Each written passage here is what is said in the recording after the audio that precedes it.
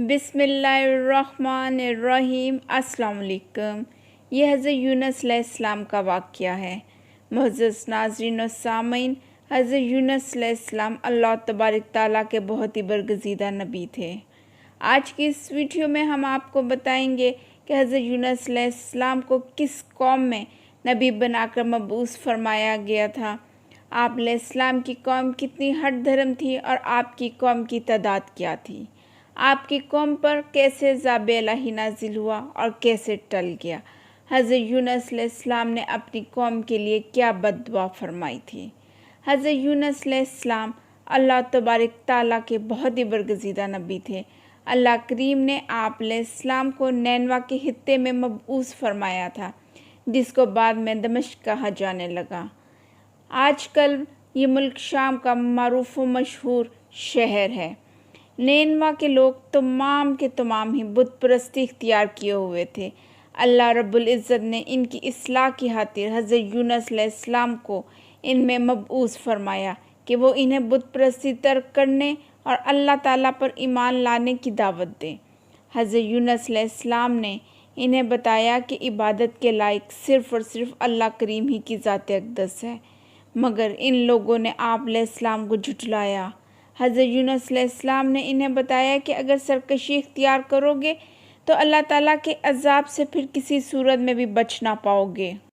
لیکن حضرت یونس علیہ السلام کی قوم آپ کے پیغام کو سنجیدگی سے نہ سنتی اور نہ ہی اطاعت کرتی اور ہر وقت آپ کو برا بھلا کہتی رہتی۔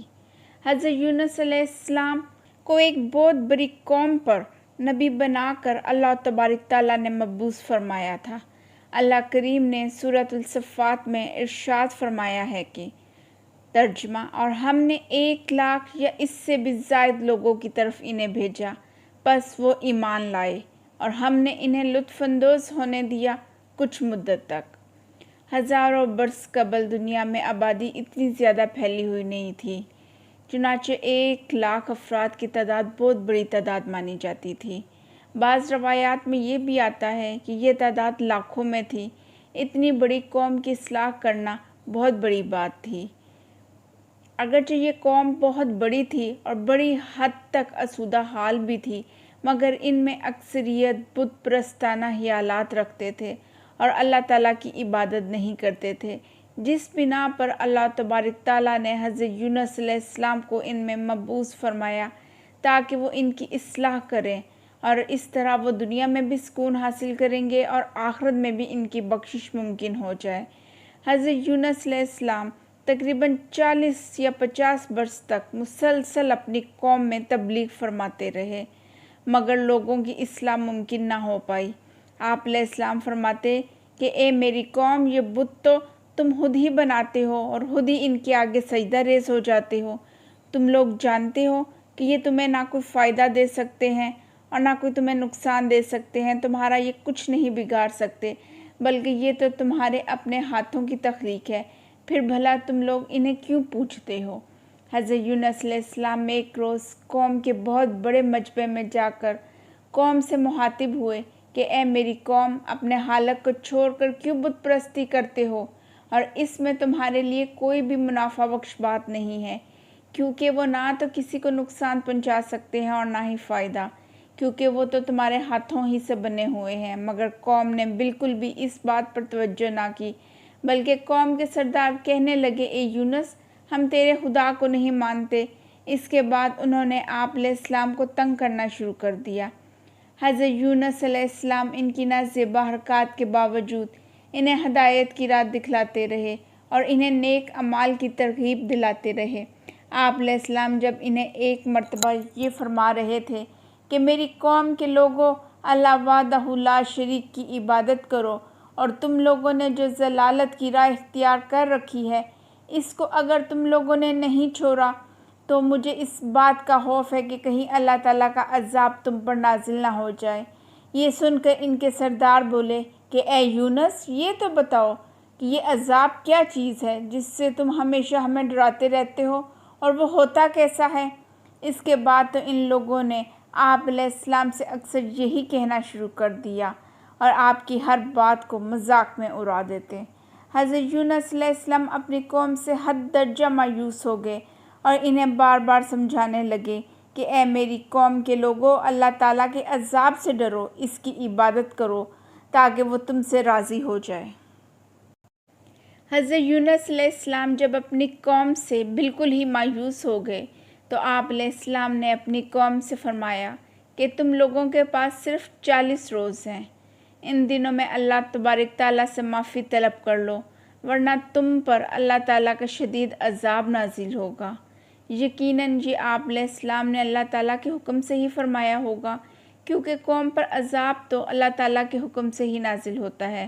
اور آپ علیہ السلام اس دوران اپنی قوم کو سمجھاتے رہے کہ ابھی بھی وقت ہے، اللہ تعالیٰ کی وحدانیت تسلیم کر لو اور بت پرستی سے توبہ کر لو، مگر قوم نے ماننے سے انکار کر دیا اور حضرت یونس علیہ السلام کا مذاق اڑانے لگے۔ حضرت یونس علیہ السلام اس دوران گوشہ نشین ہو گئے، اور جب عذاب میں چند روز رہ گئے تو آپ علیہ السلام نے تمام لوگوں سے قطع تعلق کر لیا۔ پھر جب 35 روز گزر گئے تو اس قوم پر اچانک ہی سیاہ بادل ہر طرف چھا گئے اور ہر طرف اندھیرا ہی اندھیرا ہو گیا۔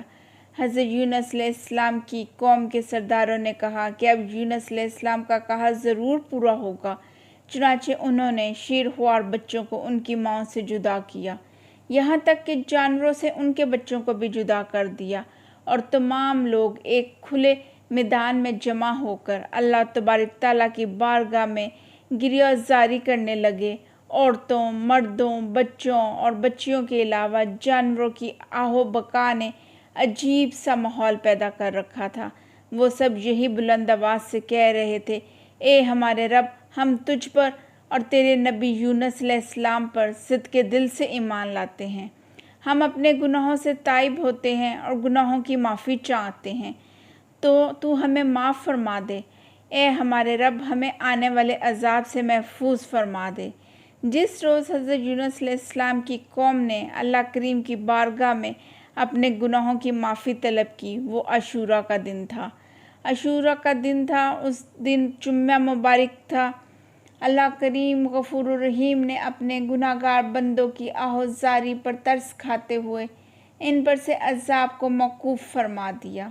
جب حضرت یونس علیہ السلام غار سے باہر آئے تو یہ دیکھ کر حیران رہ گئے کہ قوم پر عذاب نہیں آیا اور سب لوگ خوش و خرم رہ رہے ہیں۔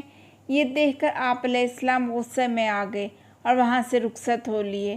اللہ رب العزت نے سورہ نساء کی آیت نمبر 87 میں ارشاد فرمایا ہے کہ ترجمہ، اور ذلنون کو یاد کرو جب وہ غصے میں بھرا ہوا چلا تو اس نے گمان کیا کہ ہم اس پر تنگی نہ کریں گے۔ اللہ کریم سے خفا ہو کر حضرت یونس علیہ السلام اس شہر سے رخصت ہوئے اور اس بات کی اجازت انہوں نے اللہ تعالیٰ سے نہ لی تو آپ علیہ السلام کو اپنے غصے اور خفگی کی سزا مولا کریم نے دی، اور یہ بھی فرما دیا کہ اس نے یہ گمان کیا کہ ہم اس پر تنگی نہیں کریں گے، بلکہ ہم تو ضرور کریں تاکہ اس کو بھی اپنے کیے کا احساس ہو۔ حضرت یونس علیہ السلام کو یہ غصہ تھا کہ اپنی قوم کو آپ علیہ السلام نے سال ہر سال تک عذاب الہی سے ڈرائے رکھا، اور ان لوگوں نے ہمیشہ اس بات کا مذاق اڑایا کہ وہ کیسا عذاب ہوگا، اور جب آپ علیہ السلام نے ان سے عذاب کا وعدہ کر لیا تو اللہ تعالیٰ نے اس عذاب کو نازل کرتے کرتے ہی ٹال دیا، اور اس طرح گویا آپ علیہ السلام کی سبکی ہوئی۔ یہ فطرت انسانی کے عین مطابق ہے۔ اگر حضرت یونس علیہ السلام اس ساری صورتحال میں مولا کریم سے رجوع کر لیتے تو شاید آپ کو یہ تکلیف برداشت نہ کرنی پڑتی۔ حضرت یونس علیہ السلام کو اللہ تعالیٰ نے حد درجہ نوازا تھا اور اس زمانے کے حساب سے بہت بڑی قوم پر آپ علیہ السلام کو مبعوث فرمایا تھا، مگر اللہ کریم نے دیکھا کہ پوری قوم ہی سربسجود ہے اور مغفرت طلب کر رہی ہے، اور حضرت یونس علیہ السلام نے جو وعدہ کیا تھا اس میں 4-5 روز باقی ہیں، تو ان کی اس آہ و بکا کو سن کر اللہ کریم نے انہیں معاف فرما دیا۔ حضرت یونس علیہ السلام سوچنے لگے کہ یہی بات تو ان کی قوم کہتی رہی کہ عذاب سے ہمیں کچھ نہیں ہوگا اور خیریت سے گزر جائے گا، اور پھر ہوا بھی یہی، اگرچہ عذاب آیا تو ضرور، مگر قوم کی آہ و بکا کی وجہ سے عذاب کسی کو بھی نقصان پہنچائے بغیر ہی ٹل گیا، جیسے کہ اللہ کریم نے سورہ یونس میں ارشاد فرمایا ہے۔ ترجمہ یعنی کیا آپ نے گزرے وقتوں میں کوئی ایسی بستی پائی جس کے باسیوں نے پوری طرح ایمان لایا ہو؟ اس کے بعد مولا کریم نے اس بستی کا خود ہی تذکرہ ان الفاظ میں سورہ یونس میں فرمایا ہے۔ ارشاد ربانی ہے، بجز قوم یونس کے جب وہ ایمان لے آئے تو ہم نے ان سے رسوائی کا عذاب دنیاوی زندگی سے دور کر دیا اور ہم نے ایک مدت تک انہیں لطف اندوز ہونے دیا۔ حضرت یونس علیہ السلام کی قوم نے جب صدقِ دل سے توبہ کر لی اور اپنے ایمان کا اظہار بھی کر دیا تو اللہ کریم نے حسب وعدہ انہیں معاف ہی نہیں فرمایا بلکہ ان پر اپنی نعمتیں بھی نازل فرمائیں۔ عاجزی ہی میں فلاح ہے، قوم نے سرکشی اختیار کی تو ان پر عذاب آنے لگا، پھر جب قوم نے عاجزی اختیار کی تو اللہ تعالیٰ کا عذاب ٹل گیا اور انہیں انعامات کا حقدار ٹھہرایا گیا۔ جو بھی تکبر کرتا ہے اور عاجزی سے دور چلا جاتا ہے تو اس کو ذلت و رسوائی ہی اٹھانا پڑتی ہے۔ جو عاجزی اختیار کرتا ہے اس کو عظمت و سلامتی حاصل ہوتی ہے۔ اس سے قبل حضرت یونس علیہ السلام نے جو بھی فریاد اللہ کریم کے حضور کرتے تھے وہ ضرور پوری ہو جاتی، مگر اس مرتبہ بالکل ہی برعکس ہوا کہ آپ علیہ السلام نے اپنی قوم سے عذاب کا وعدہ کیا اور قوم نے ان کا مذاق اڑایا اور کہا کہ نہیں نہیں، عذاب تو ہمارے اوپر آ ہی نہیں سکتا۔ پھر جب عذاب نہیں آیا تو قوم کے طعنوں سے بچنے کے لیے حضرت یونس علیہ السلام نے اپنی قوم سے دور چلے جانے کا ارادہ فرمایا، لیکن حضرت یونس علیہ السلام نے اس ارادے کی اجازت اللہ کریم سے نہ لی۔ اسی وجہ سے مولا کریم نے انہیں سخت امتحان میں ڈال دیا۔